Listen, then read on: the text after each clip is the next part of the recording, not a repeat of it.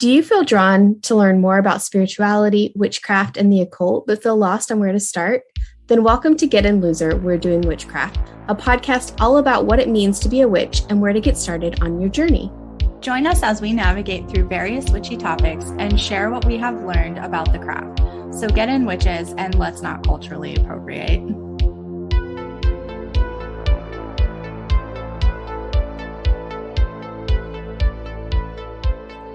It's been such a gloomy couple of days. Like every morning it'll start out here where I'm at. It'll be kind of sunny and it'll seem like it's going to be the best day ever. And then by noon, it's pouring down rain and it's terrible outside and just wet and gross. We're just freezing all the time. And I think we actually hit the 50s today. And I'm like, do I need a jacket? It's so warm because it's been so cold. Yeah. Right. So the 50, like it feels like way like hotter 80 than degrees it is. outside right now. What is it outside? It's 44 degrees outside where I'm at right now. But let's see. It's just because it's rainy. It feels so much colder, I feel like. We're 44 right now too, but our high today is 58. Dang. Almost 60. I know. And it's supposed to get like up to 60 on Wednesday. But then there's like snow forecasted tomorrow night. And I'm like, this makes no sense. Of course. We just get it together, please. Of course, because it can't be the Midwest without snow. Without weird weather. And then warm the next day. And then snow. And then warm the next day. Because it keeps doing that, tornadoes too. Of course, yeah. Well, it's no surprise, I feel like, for anybody that for the next 7 days, every day, it's going to rain because, England.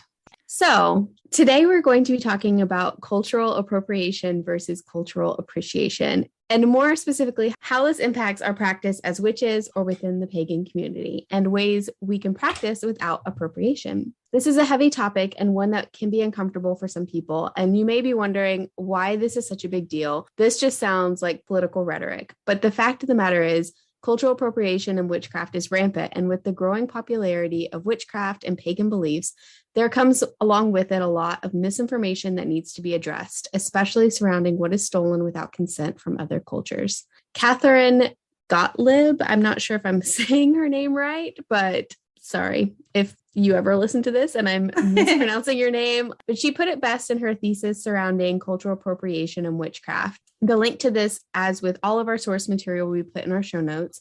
But she says, what's the big deal? Appropriation represents a continuation of colonialism. When people appropriate, they are perpetrating old oppressive systems and exercising their power over people who have traditionally had their power taken away. I think that this quote is a great way to kind of start the episode because it just highlights the importance of why cultural appropriation is so problematic and needs to be addressed. So with that, I think it's important to understand the definitions of what we're going to be talking about today.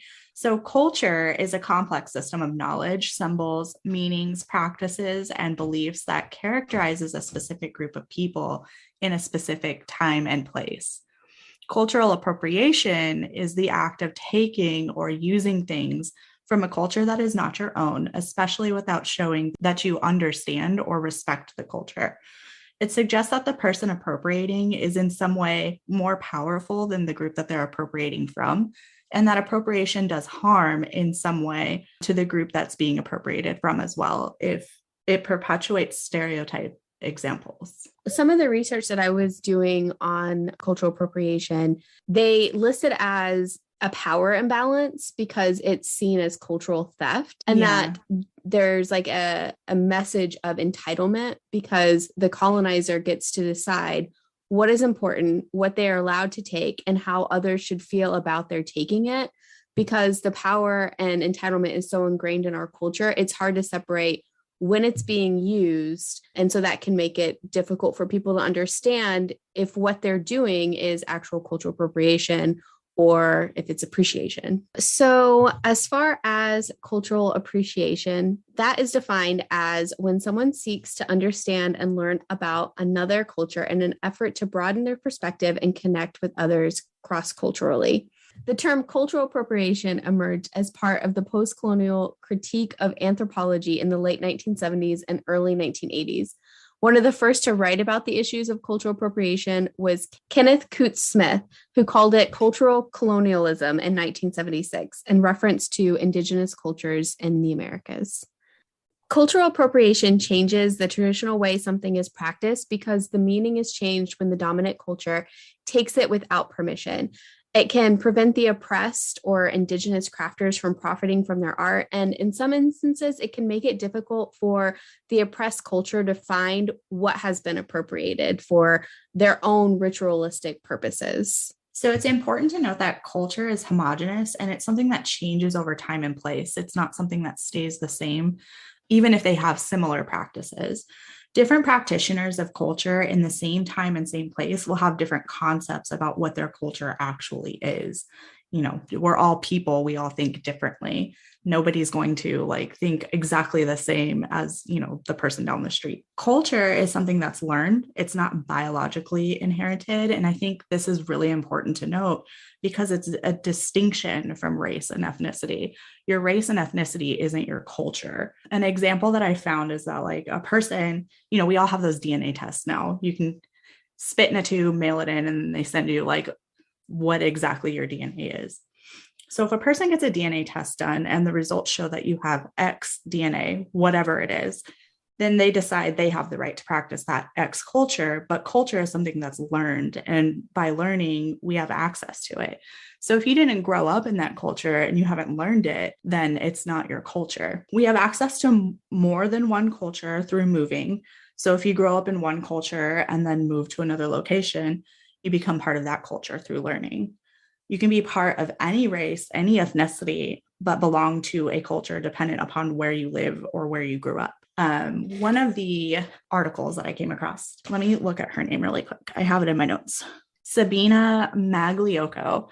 She's a professor of anthropology, and she explained this in a way that it just kind of like blew my mind, right? Because I have struggled with what cultural appropriation is versus cultural appreciation, because it's kind of a toxic topic sometimes. All types of like, whether it's Facebook, any social media, YouTube videos, whatever, some people that are teaching about it don't actually understand what they're teaching. So I've had a hard time like understanding exactly what it is. I try to like not do things if I think it could even like be slightly considered appropriation.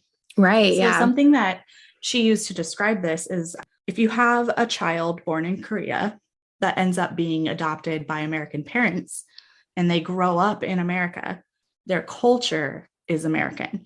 Their race and their ethnicity is Korean.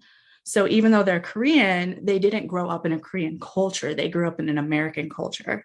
So growing up here, no matter what your DNA test tells you, your culture is American, unless you grew up with people who, like your grandparents, came from somewhere and they taught you these traditions. Then your culture could be a mixed culture between American, where you grew up, and what your family has taught you. For me, I know like I've done my DNA test. I know that I have Irish in my family. I have Scottish in my family. My grandmother, I feel like all of our grandmothers tell us that we have Native American in our families, Right. you know, but like I didn't grow up with those cultures. I grew up in America. And while I have lived in, you know, another country and I've experienced those cultures, I haven't lived in a place where I would have a relationship with my Irish culture or Scottish culture. So like, while it's there, it's more like you appreciate those things. You learn about them because they are part of the history, but you don't practice those things because you didn't grow up there. Right. That's exactly. how it was explained. And like, I feel like this is the first time that I've read something on cultural appropriation and I fully understood it. I sent you the link immediately the night after I finished listening to, because there's a whole interview with this professor of anthropology. The way she breaks things down, just, it honestly did just like everything clicked. And I was like, oh my gosh, this whole time I've, you know, been like tiptoeing around this topic because I don't really fully understand it. But then I listened to her speak and I was like, oh my gosh, now I fully understand what this means and why it's important. She talks about, you know, how it does harm and how people profit off of these cultures by taking things from them because it's popular or they like it or they feel entitled to it. And so it was really interesting. And the link to the interview will also be in the show notes. And I highly recommend anyone listening go also listen to this, because it's honestly the best one I've ever come across that just really explained things so in depth that I understood what was going on. When I feel like too, it is harder. Well, no, I don't think it's necessarily harder for Americans to grasp this concept, but I feel like you see it a lot in America because America is such a melting pot of different cultures and backgrounds. But at the same time too, it's so easy in America. Like anytime somebody is talking about their background or something, they'll say, oh, like for me, for instance, oh yeah, our family came from England and Germany and France. That doesn't make me English, German, or French. But a lot of people will kind of accept those identities as this is who I am. Okay, yeah, your family may have come from England, Germany, and France like hundreds of years ago. That doesn't make you English, German, and French. That makes you American because you grew up here. This is your identity and this is your culture is American. And even like for instance, like for my family, like we are English. We currently live in England. That doesn't make me English. I'm an American living in England. And so I feel like sometimes Americans can get hung up on claiming a culture as their identity when they aren't of that culture. Well, and this is something that she touches on too, which I had it later in my notes, but I think this is a good point to talk about it. She talks about how there has to be a relationship, right? So even if you aren't part of a culture, if say you marry someone from a different culture, that becomes a relationship. And so one of the examples she gave was like if her son married someone who was white and he has like a favorite meal. And so his wife comes and says, can you teach me how to make this meal? Because I want to keep your son happy. If she teaches her how to make it so that she can in turn continue to make this for her son who grew up eating this and keep him happy, that's a relationship where two people become equals. So it's not that the daughter-in-law went to the mother-in-law and took it from her. Mm-hmm. She built a relationship with her, learned it from her, and then was given permission to make it and to continue doing this without having to go to her. And she also talks about like, oh, if you get invited, right? You get invited into some type of practice. If you go and you don't participate, it's rude, right? If you go in and you're like, well, I'm not part of this culture, so I'm not doing this. Well, it's rude because you've been invited in to participate. And then if you participate and you go and you take that without asking and you start doing it on your own, you didn't build that relationship. There's not a point where the two people were equal. You took it without permission and you go on and continue using it. And maybe you benefit from it. Maybe you profit from it. And that's where it becomes appropriation. But if you go in and you build the relationship and you participate and you're given a permission to use the practice, then that becomes appreciation.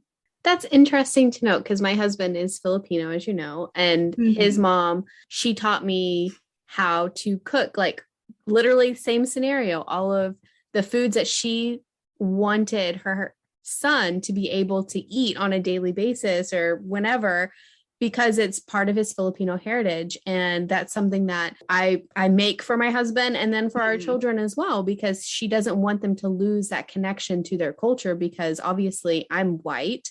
I am not Asian at all. and that's not something that I would know had she not taken the time to teach me, because she doesn't want her children to lose that aspect of their culture. Right. And that shows that, like, you know, obviously you have a relationship with your husband's mom and you guys have come together and she taught you how to do this. You became equals, you built the relationship, and you were given that specific part of their culture to continue on with your family.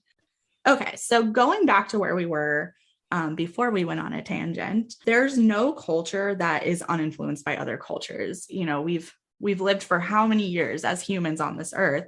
There's so many times that cultures have come into contact with each other. Every instance of culture transfer or cultural hybridity is an example of cultural appropriation.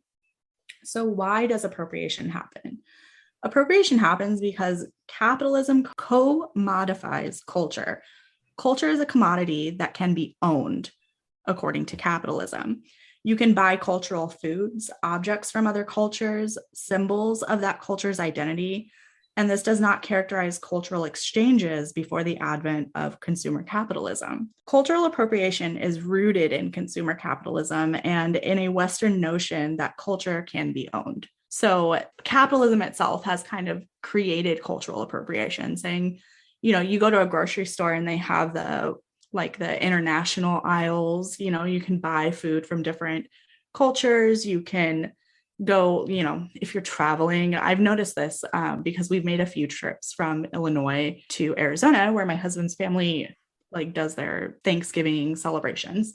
So on the way there, driving through New Mexico, if you stop at any gas station, truck stop, whatever, you can purchase, what are the blankets from Mexico? I cannot remember what I know what called. you're talking about, but I don't know what they're called. But the ones with their colors and the stripes. Yes. Yeah. I don't know what they're called though. I don't either. So I apologize. I'm terrible for that. But you can buy the, you know, blankets from Mexico, trinkets from Mexico in New Mexico, which is not on the border of Mexico, so that's kind of weird. But they also have like Native American themed stops, like truck stops, tourist attractions where you can like go inside of a teepee or, you know, like take pictures with a Native American. And it's like the stereotyped headdress with the hatchet, kind of like just inappropriate, period. But just driving through, it's all about how do we make money off of these things that are kind of a tourist attraction, essentially. Right. And it could be like, I mean, especially with, I'm not sure, I don't know a lot about the culture in Mexico, so I'm not sure like the symbolism within the blankets, but I know, I mean, at least with the headdress, that's a very symbolic thing that is very inappropriate for people who are not within that culture to even have near them. And the blanket, they do make sure that it's like authentic and like it's just like big letters printed on signs, like you can get them here, it's authentic. So it's like, is it authentic? Yeah. Because if it's authentic, then where it's a profit's going back to the person who made it. And if not, then did you just buy these off of Amazon and now you're trying to sell them? See, I've never been out that way. I mean, it's beautiful. Well, we think it's beautiful. We grew up in the desert. We absolutely love desert landscape. So it's very, you do have mountains, which are beautiful, but it's very dirt and Joshua tree and cacti and tumbleweed, but that's what we love. We're little desert rats. So cultural appropriation also happens because of ignorance. So someone might not fully understand the deep-rooted traditions of the culture that they're appropriating. Intention isn't to cause harm when they do this, but rather bring joy and amusement to the person integrating the elements into their own culture. So they don't necessarily mean to do harm, but they are inherently doing harm by appropriating someone else's culture into their own. So entitlement, something looks enjoyable, so their interest becomes more important to them. Appropriation is a cornerstone of Western culture because it's necessary due to gaps in knowledge on the topic of ancient European paganism, and because it makes practitioners feel more legitimate when they can fill in the gaps. So a lot of European paganism history was lost during the reign of like Puritans and Christianity. They burned a lot of that information along with a lot of even like medical science that they considered to be witchcraft. We lost a lot of that during these times. And so sometimes when you're learning about something, there might be pieces missing. And instead of being like, oh, that's weird, it's missing, but whatever, they will take from another culture, because if they can make it seem like they have all of their ducks in a row when they're practicing something, it makes them feel like they're more legitimate in their practice because there's no missing gaps there. Eclecticism is another reason for appropriation. Someone who considers themselves eclectic draws inspiration from wherever they see it, and sometimes where they see it is from other cultures, and it ends up being appropriation, whether they mean to or not. The explorer mentality. So they're not born in that culture, but they're interested in it. So they want to learn about it and practice it. whenever I think of the explorer mentality, this might even fit in with like entitlement. I think one of the best examples of this is this. I'm not sure if you've heard of this guy. His name is Ollie London, but he's an internet personality. I think he's like a YouTuber or something, but he's from England. He's white as me. Right. No color, no seasoning, white. And he really likes BTS, was really interested in one of the singers, Jimin. And so he went and had a whole ass like facial surgery to look like him, and has changed his name to Jimin and claims now that he's Korean. And I'm just like, that doesn't make you Korean. That's a whole nother level of appropriation. That's wild. Yeah. There's a lot to unpack in that whole situation. There really is. But anyways, back to the topic at hand. The last one that I have listed is contradictions. So not all members of commonly appropriated cultures agree as to what is considered appropriation and what is considered appreciation. And that makes it hard for those outside of the culture to understand what they can and can't do, or can and can't use in their own practices. And this is something that you and I actually talked about when we were doing some of the research for this specific topic, is that it was hard to find articles that said the same thing. Like moving from one article to the next, you would get completely different definitions of what cultural appropriation was. And you see this also a lot in, I know, like a lot of pagan groups that I'm in, one of the big topics is always sage, like white sage. And you'll have Native Americans in there that are like, nobody cares, just do whatever you want, use it. And then you have other ones that are like, oh, you don't speak for me. Like, you don't speak for our whole culture. You can't, what is the actual term? Is it saging? Smudging. I was like, it's not right. Sage is not right. But the term smudging, and this is something that I have actually a couple points later, but terminology is what's important. Sometimes the terminology is what's being appropriated, whereas smoke cleansing has been used across several cultures for forever, basically. Smoke cleansing is not considered appropriation, but the term smudging is, because it is a very deep-rooted ritual in Native American tribes that they use. Whereas like you can use, incense or rosemary or whatever to smoke cleanse, and that's not considered appropriation, but it's the terminology. So it's important to know where the line is with appropriation and fully understanding what you're doing or what you're saying. Mm-hmm. Yep, that is true. Yeah. It makes it really difficult to understand, like you were saying, where that line is, especially whenever people use terms like that so interchangeably, when they don't know why they shouldn't be using that term. And I think it just goes to show that within our community as a whole, we need to make sure that we're using the correct terms. And then if we come across somebody who's not using the correct terms, I mean, you don't have to be an asshole about it, but just let them know, like, hey, actually, maybe use the term smoke cleansing instead, because well, and this came up, like it actually came up recently, and that's why I thought of that particular one in a group that I'm in. And they were like, you can even just say saging if you're using sage, make sure, of course, you're getting your white sage from indigenous people, because white sage is kind of their thing. So if you're not purchasing it from them and you're purchasing it from Walmart, who also sells it, they're profiting off of indigenous, right? It really does. But they're profiting off of a culture that they have no ties to. So getting into more of like cultural appropriation and witchcraft, as we've discussed in the first episode, beginning in the mid 1800s until now, interest in traditional folk practices, songs, and rituals rose exponentially. And with that, so did certain occultist practices such as like yoga, trance healing, meditation, seances. Because of this, more and more people were pulling practices from different religions, whether it be Eastern religions, mythology, mysticism, as well as Renaissance era alchemy and healing practices, using herbs and other natural elements.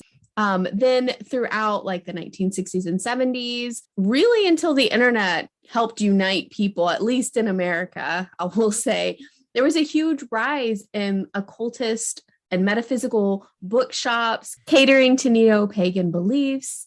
They also had like retreats and classes to help educate pagan practitioners, and also workshops. But those retreats and classes and workshops and even the bookshops, they kind of gate kept information, because unless you just happened to live in one of those areas or you had the money to travel and pay for those classes and workshops and retreats and whatnot, you really couldn't access the information. Yeah. But now with the internet, there really isn't any information that can't be accessed, unless, of course, you're trying to access peer-reviewed research. In that case, you may have to pay for that. But I think it's just important to note that most of the information now that's about different beliefs and religions, it's all very accessible at our fingertips. And with that comes the wrong information, or information that, you just need to make sure that you're cross researching it and figuring out if this is correct information, if this practice is a closed or an open practice. And that's something that we'll talk about in a little bit as well. And then I think it's also important to note that a lot of neo-pagans and people who identify as witches are white, which means that when discussing power and privilege, white people have historically been and continue to be the most privileged group in society. That can be really tricky for people to accept. It's us essentially taking from groups who have been historically oppressed, and that's not okay. I also found a common theme or complaint by a lot of the people that I used in research for this topic. They talked about how books that are written for witches rarely mention cultural appropriation in them. So it's more of a concept that seems to be discussed in books about witches and witchcraft and different cultures, but it's not in books written for witches to use in their practice. So a lot of times, you might go and pick up a book that you're like, oh, I want to learn about these things, but they don't tell you the importance of the culture that these things came from. And then you don't realize what you're doing is actual cultural appropriation. We've discussed this time and again, and we've mentioned it already on the podcast this episode, but information, on witches and paganism in the past is not very well documented at all. And even with like the Druids, for example, nothing about their practice or their culture was retained. All we know about them was what was written down by their conquerors. And so because of this, neo-pagans and modern day witches are faced with the reality that in order to practice as close to what their ancestors, either culturally or like actual ancestors did, we have to borrow and meld different traditions and practices. And with research on historical pagan communities, what has been written down from European pagan practices mirrors much of what has been practiced in many other parts of the world, and can be seen to legitimize practices, because a lot of the tenets of paganism and witchcraft have the same tenets of other practices, because there's the revering of nature, using herbs and healing practices, practicing meditation, and just getting in touch with your inner self. And these are all things that have been seen in many other practices throughout the world. Right. So I think it's important to understand when you're doing your research, make sure you're cross-referencing, obviously, but make sure that what you're trying to practice is an open practice.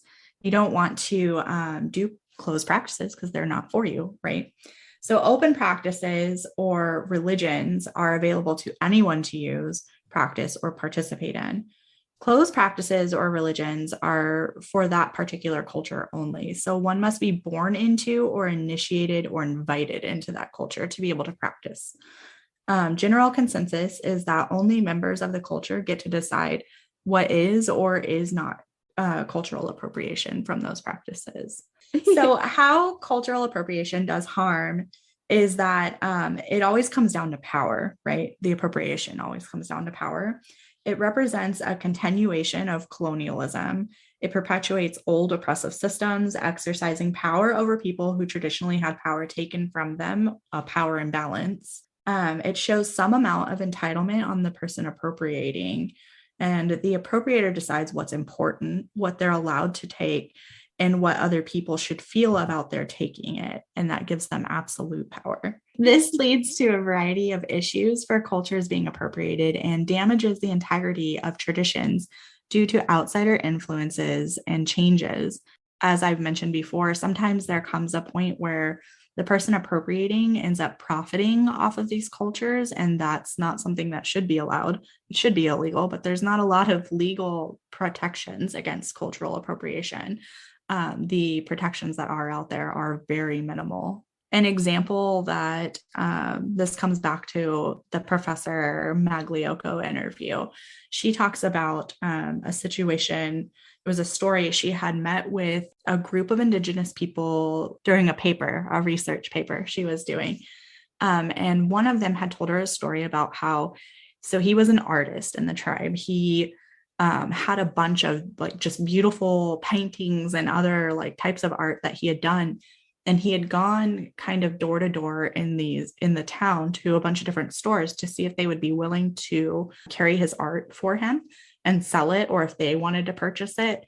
And going into each of these locations, he saw that they had basically taken a lot of the themes that were in his art from Indigenous people because they were in that area and they already had like artwork and sculptures or whatever, like basically everything that he was trying to sell to like support himself.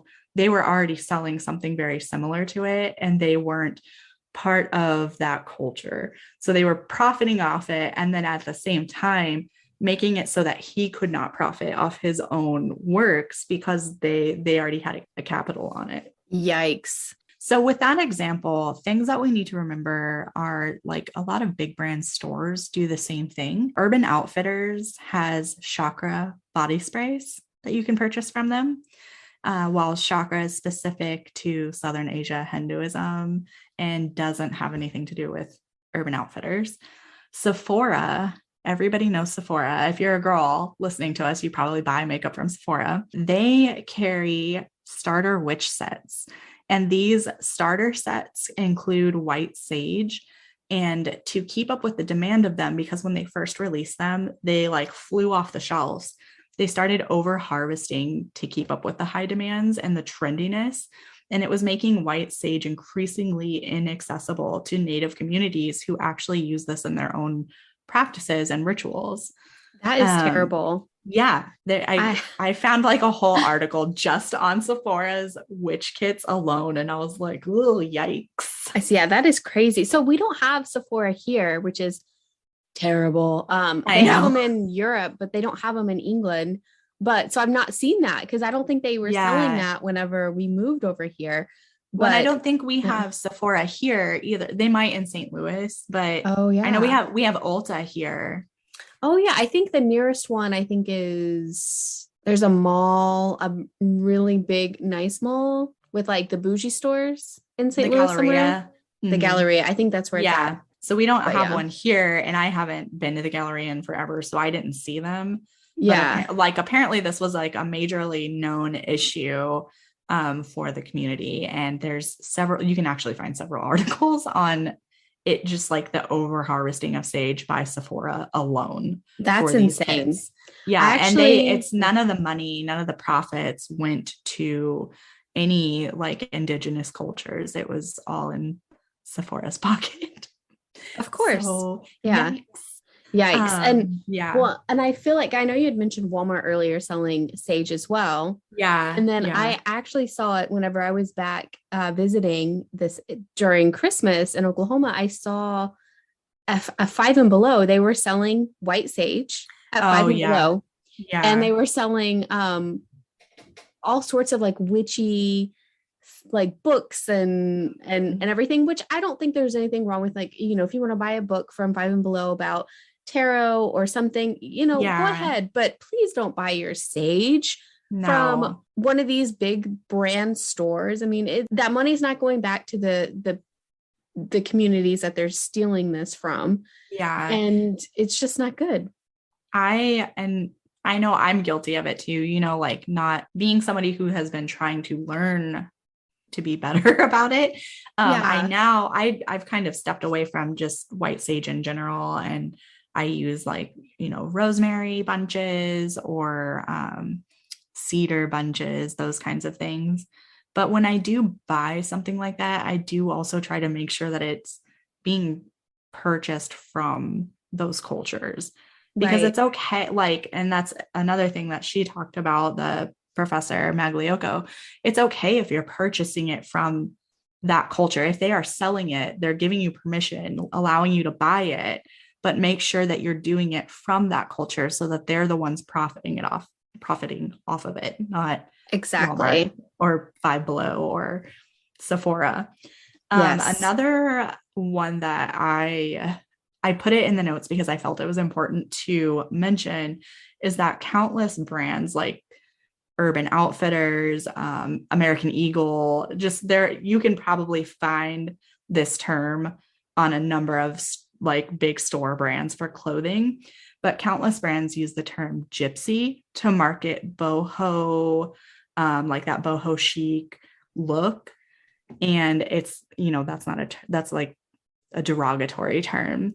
So they use it to be like cute and kitschy, but it's not something that should be on a shirt, let alone a shirt that somebody who is white in America wearing when you haven't been like part of the Romani culture. And then they also use crystals and fortune telling to market this like trendiness of witchcraft. So just make sure you know where you're buying cultural items from. Be sure that they are sourced from people from those cultures and that they're not part of a closed practice. Not doing so is what does harm to these cultures. So also, with TikTok being as big as it is today, it's also important to know that the TikTok algorithm and constant race issues with the platform tends to spread mostly whitewashed, heteronormative, elitist, consumerist, and visually appealing images or videos of witchcraft. They tend to, what is the term that they use? They use it on TikTok, shadow ban. Is that right? I think so. Yeah. Mm-hmm. Yeah. So they tend to shadow ban accounts of people of color or Indigenous people while pushing the regular white, pretty aesthetically looking accounts onto your For You page. And there was a whole trend. I don't know if you saw it, but it was like, show me your crystal collection and like stitch my video. And basically it's a bunch of white people showing off thousands of dollar crystals. And they're just like being pushed into everybody's For You page, while other practitioners of color are being pushed down and not being seen. They're losing views. They're losing followers because of it. So yeah, TikTok is a mess. It really is a mess. And it's like you're saying, it's promoting this, just this aesthetic instead of the practice. And because it's become trendy right now to be a witch and to be a part of this community, we have to be careful with what content we're consuming and where our money goes. Just search the Witch Talk handle or phrase or whatever. That we could do an entire episode. Oh my God, we really could. It can be so toxic. I'm not saying there's not great information on there, but at the same time, like if you just search Witch Talk, what you're going to see, 90% of the videos that you will see come up are going to be white women or men. I'm not going to sit here and discriminate here. They're going to be white people, and they're going to be just trying to push you to buy because, well, your setup doesn't look as nice and aesthetic and pleasing as this one. It's causing you to move from the actual core values of witchcraft, which is connecting to the earth, because you're spending all this money on just consuming whatever it is that people are recommending, because it goes back the aesthetic. It goes back to what we said earlier in the episode, that it is rooted in capitalism. So there's a lot of items in witchcraft that have been used in cultural appropriation. One of the main ones that we mentioned earlier is smudging. Many cultures use smoke cleansing, and Native Americans use white sage and Palo Santo as part of their traditional ritual cultural practice. Right. And they call it smudging. If you are a white... if you're a white prick. If you're a white prick. If you are not of the Native American culture, you cannot use the term smudging. The term smudging refers to a specific ritual that is sacred to Native Americans. And because of this, the term is not okay to use by people who are not of that culture. Another one that has another thing that has been appropriated is black salt, which is mixing salt with ash. And that stems from hoodoo beliefs. And from what I've read on that, because I've seen, and I see it a lot on TikTok, people using or making black salt. From what I've read about it, and I could be wrong, that is a closed practice. That's part of a closed practice. So this particular item I left completely out of my notes because in the research that I came across on black salt, it was all gray, right? Okay. It wasn't like black and white. It was like, well, this particular black salt comes from there, but there's different types of black salt. And I didn't understand it enough because I couldn't find anything that was like definitive, like, yes, you can, or no, you can't, or yes, it is closed, or no, it's open. Like every article said the opposite. So definitely, if you're using black salt in your practice, make sure that you're doing your research and understanding whether or not this is part of a closed practice, because we couldn't find definitive proof if it is or is not part of a closed practice. And if it is, then don't use it if you're not part of that culture. That brings it back to like why I told you, like, I struggle so much with this topic because it's a lot of times there is conflicting information. So if you try to look something up to see, am I appropriating if I do this thing? One article will tell you absolutely you are. And then the next article will be like, well, only if you do this, or it's not if you do it this way, kind of thing. So just make sure you're doing your research, make sure you understand what you're doing before you do it. And another one that it's really just a term that has been appropriated, and then the meaning has changed because of the appropriation, but it's used constantly, not even just in witchcraft and paganist beliefs, but it's used everywhere. Everybody talks about this karma. And they say it wrong. Like most people don't know what the actual definition of karma or what it actually means. And so people believe that it is what goes around comes around. And I've heard people talk about it, how like whatever you do comes back times 3.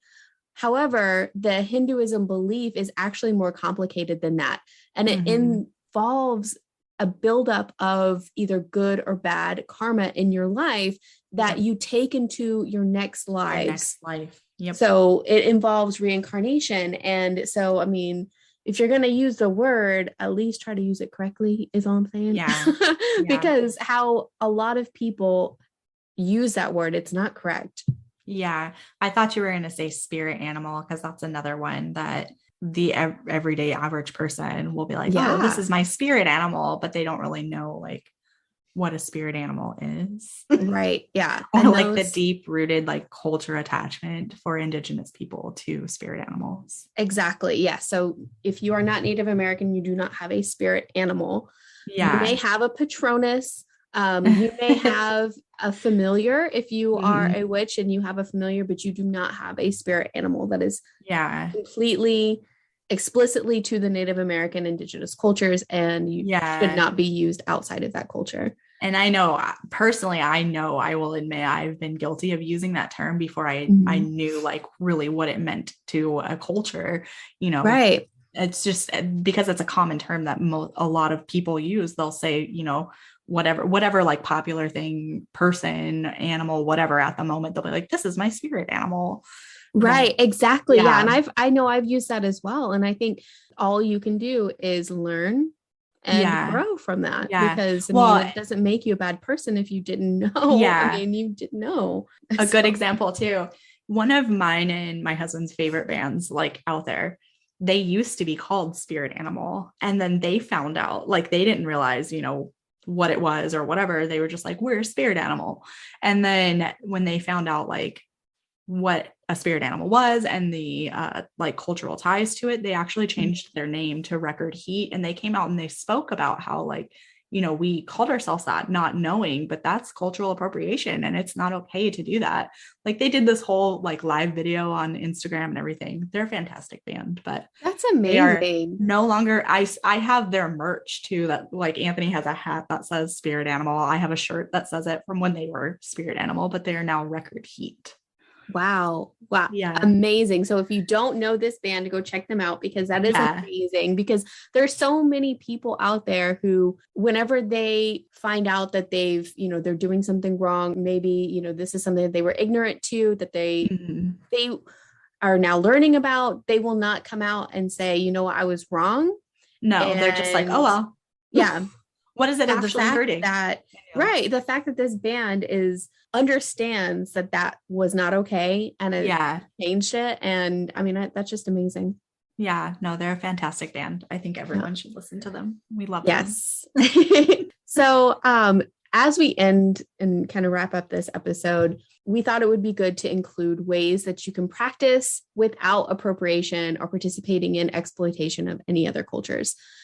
So one of the things that I did want to mention is crystals. Crystals are used for energy exchanges, and currently there's over-harvesting of crystals in Myanmar, and it's becoming the new blood diamond. Now, whenever you're going to buy your crystals, there's a ton of crystals that don't originate out of Myanmar, and there are many different places that you can search for and find ethically mined crystals. Mm-hmm. And there's a lot of great foraging options for crystals. And I'm a firm believer in building your altar with things that are important to you. So if you are an altar person, you don't have to go online and spend a ton of money on crystals.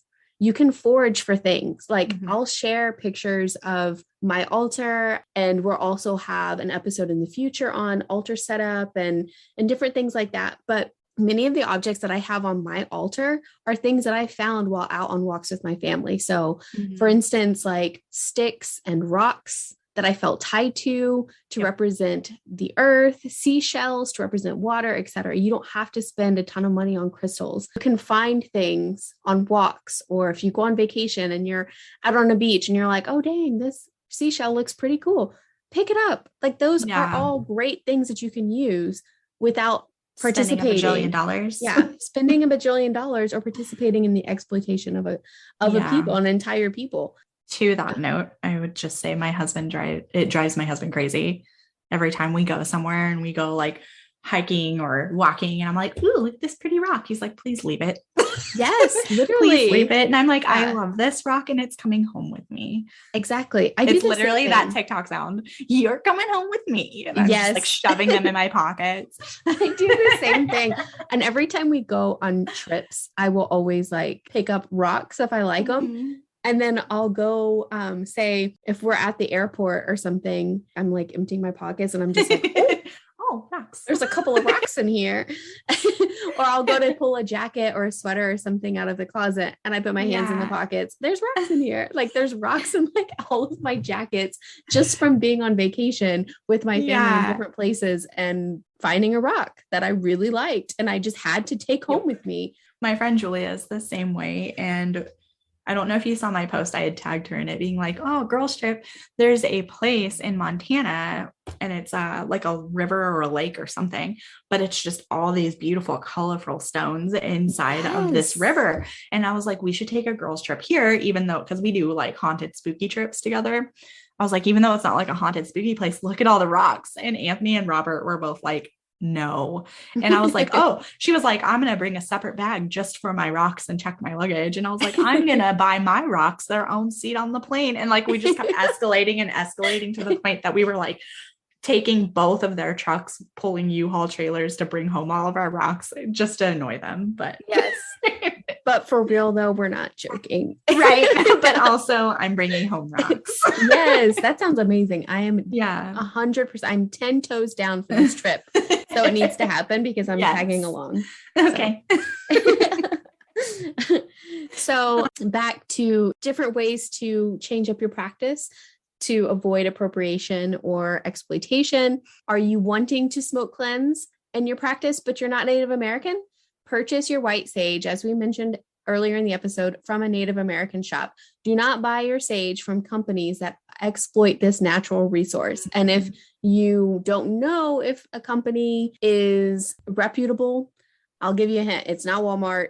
It's not going to be Sephora. It's not going to be Five and Below. It's not going to be any big brand stores. It's going to be someplace that is owned by an indigenous person. And Yeah, I was going to say to that, like, even if you're buying it from like a metaphysical or witchy shop, I recently purchased some white sage and Palo Santo incense and was told by the shop owner that it was purchased from a Native American company.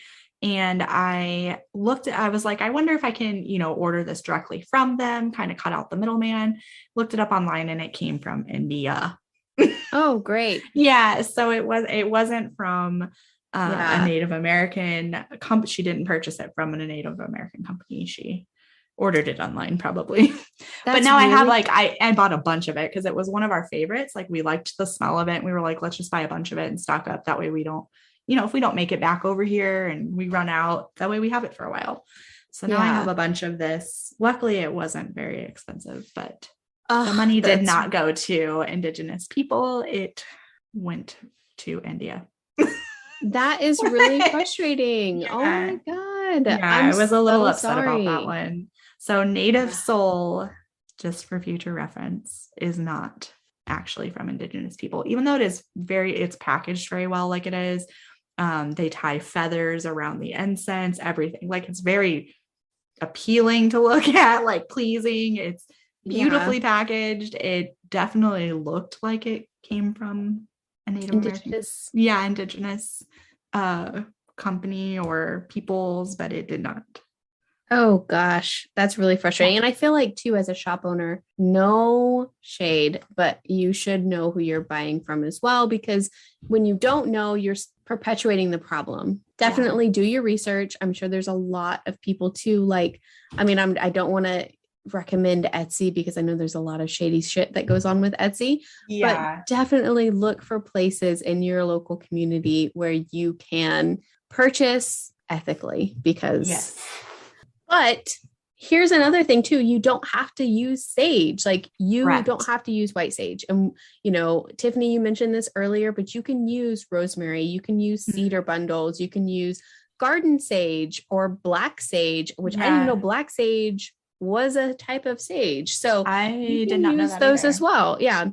Dragon's you can also blood, cedar, wormwood. There's so many options. You can even use incense, like frankincense is a really good one for cleansing. A lot of these different, like I mentioned, the black sage, the garden sage, wormwood, rosemary, or cedar bundles, many of these things you can find naturally growing in the wild. So whether that be if you're going on a walk, don't touch something that could be poisonous. Right. Yeah. Don't try and confuse anything with like stinging nettle or poison ivy or anything like that.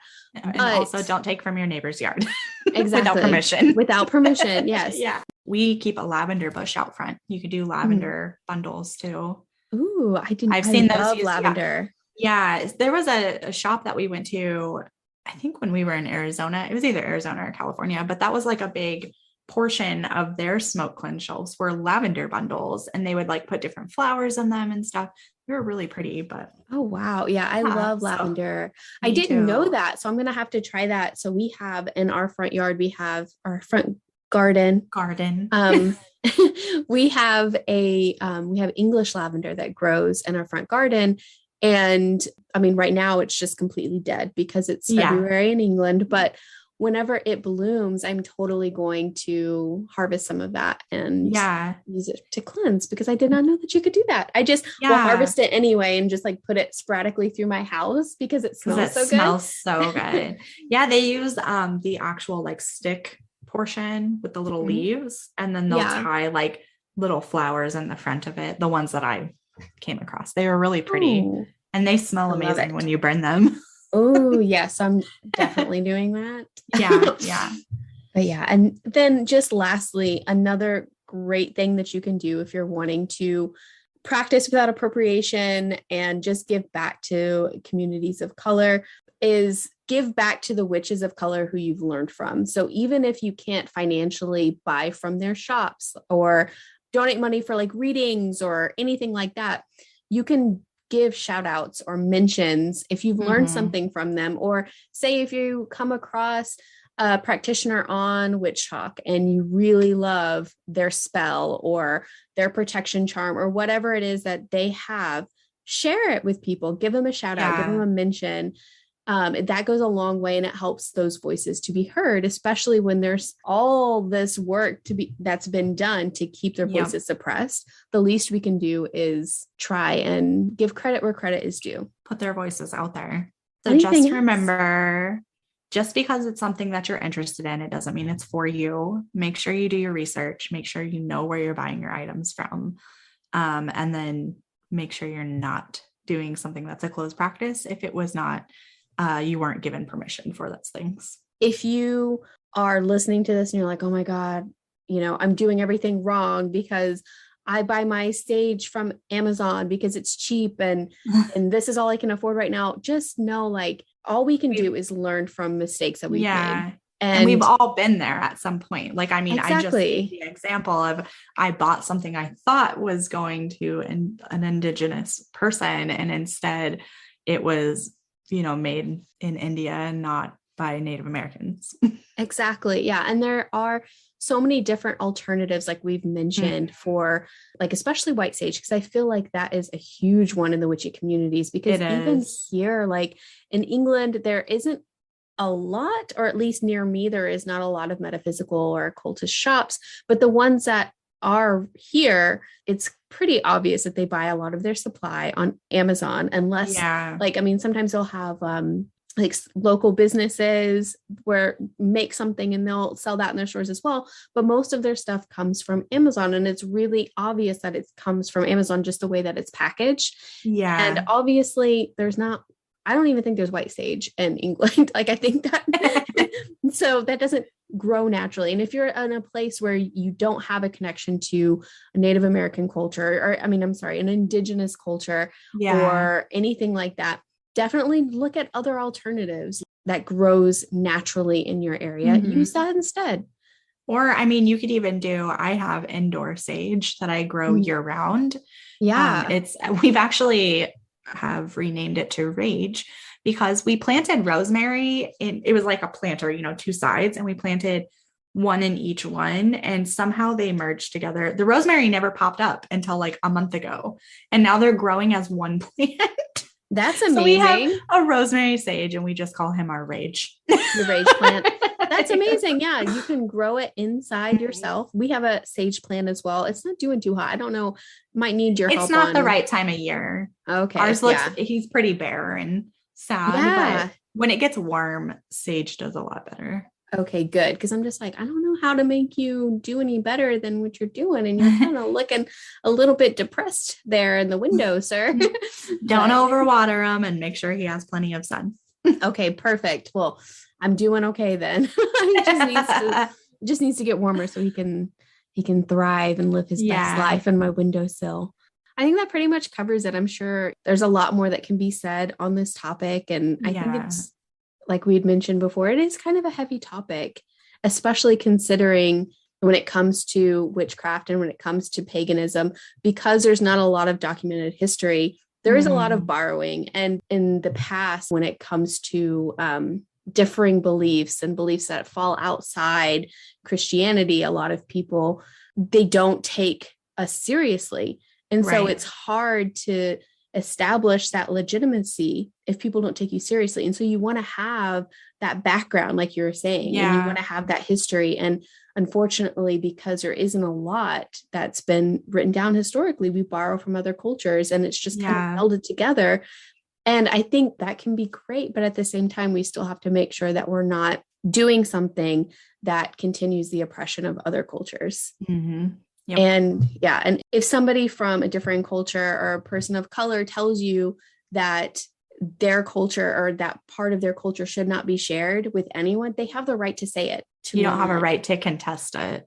Exactly. You don't have a right to contest it, and you don't have a right to appropriate it, because that's not your culture.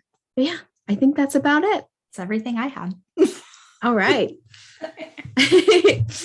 Obviously there is so much more that could be talked about in this topic, but I think I'm not the expert. Exactly. Same. I am not the expert either. Like I'd mentioned before, I am white and unseasoned. So yeah. And until we started doing this research, I still was very confused about what was appropriation, what is appreciation, what is cultural blending, yes. So cultural transfer. I came across all these topics and I was like, oh my gosh, this is overwhelming. It is overwhelming. But I learned a lot.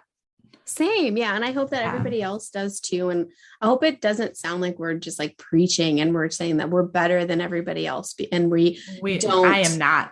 Yeah. Same. Like I am learning just like everybody else. Exactly. And all we can do is learn and do better and be better. And this is us learning. Hopefully this helps everyone be better.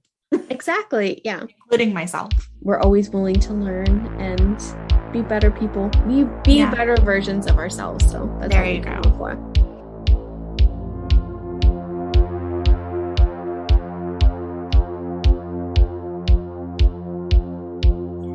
That's it for this episode of Get In Loser, We're Doing Witchcraft. You can find our source material for this episode linked in the show notes.